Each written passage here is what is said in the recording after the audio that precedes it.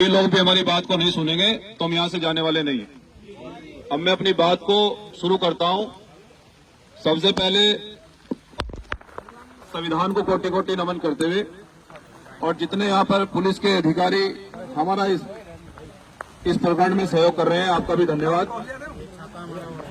देखिए, छतरी हटा लीजिए, संघर्षशील लोग हटा लीजिए, ये अधिकारियों को दे दीजिए जो पड़े।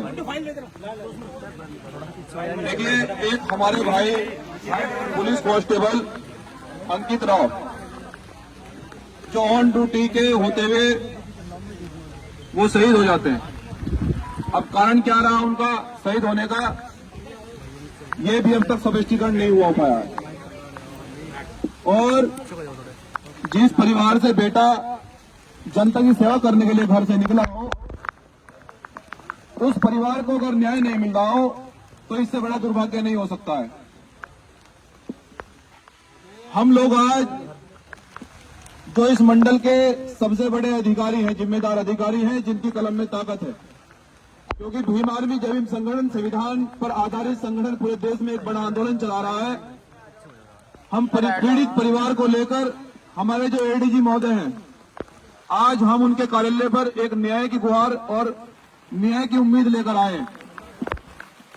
छोटे अधिकारियों ने न्याय नहीं दिया, पीड़ित परिवार रोता रहा और आज भी वो एडीजी महोदय आज आपके कार्यालय पर पीड़ित परिवार आकर रो रहा बैठा है।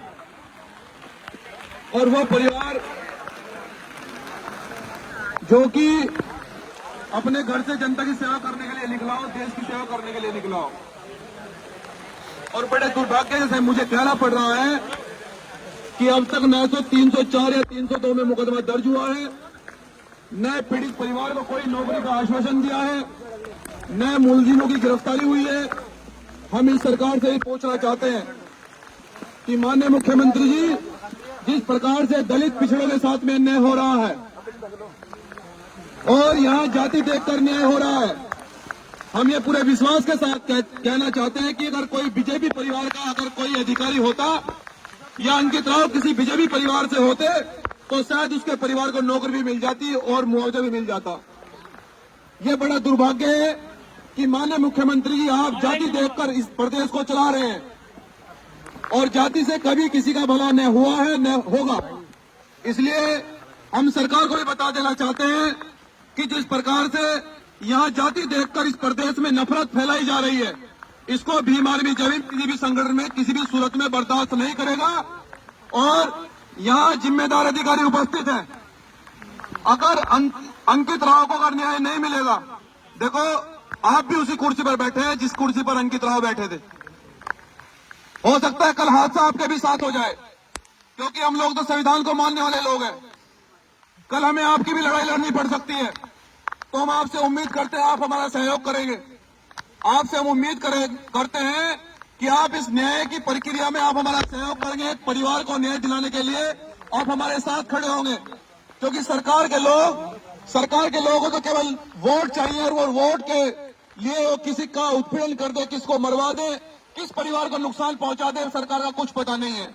और जिस प्रकार से वर्तमान सरकार नफरत फैला रही है उत्तर प्रदेश में, आप भलीभांति जानते हैं, भले ही आप नहीं बोलते हो क्योंकि आपको सरकार की नौकरी करनी है, लेकिन थोड़ी सी गुंजाइश आप इतनी रखें। आप अधिकारियों से मेरा निवेदन है कि कल कोई परिवार, कल सरकार में हम लोग भी आएंगे।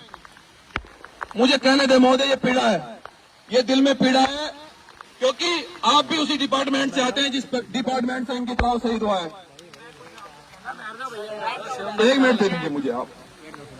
तो सम्मानित साथियों, मैं आपसे पूछना चाहता हूं, आज हम लोग एडीजी महोदय से न्याय की गुहार लेकर आए। हमें उम्मीद है कि वो न्याय करेंगे हमारे साथ में, लेकिन अगर सरकार के दबाव में अगर न्याय नहीं होता है तो फिर मेरिट को बंद करने के लिए तैयार हैं?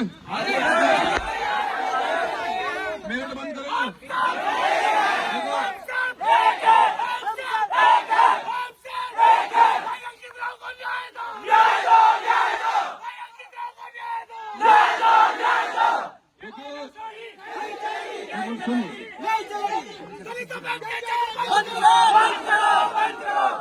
देखिए, जब भी हमारे लोगों पर उत्पीड़न होता है और जब भी हमारे लोगों के साथ में अन्याय होता है, ये भाई अंकित राव का मामला नहीं है। यहाँ खासकर मेरठ जनपद में इतने उत्पीड़न और इतनी हत्याएं हमारे लोगों की हो रही हैं।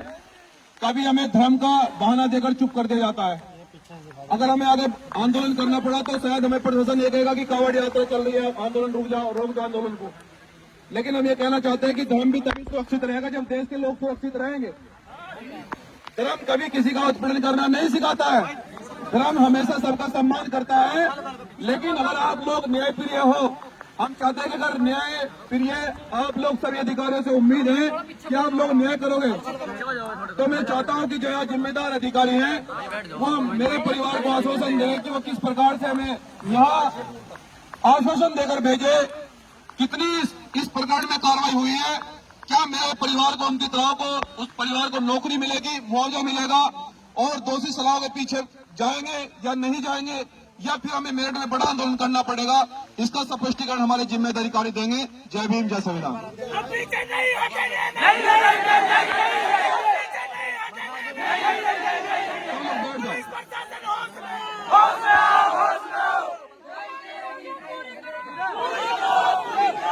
सम्मानित साथियों,